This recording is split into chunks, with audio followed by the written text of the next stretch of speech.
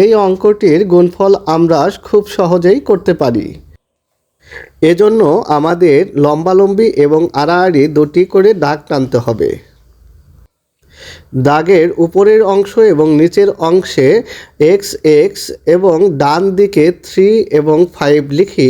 তারপর x x গুণ করলে এক্স স্কোয়ার, 3 5 গুণ করলে 15 হয়, এক্স 3 গুণ করলে 3x, এক্স 5 গুণ করলে 5x এবং 3x 5x এবং 3x যোগ করলে 8x হয়। সমাধান x square plus 8x plus. এই অঙ্কটিও সেম।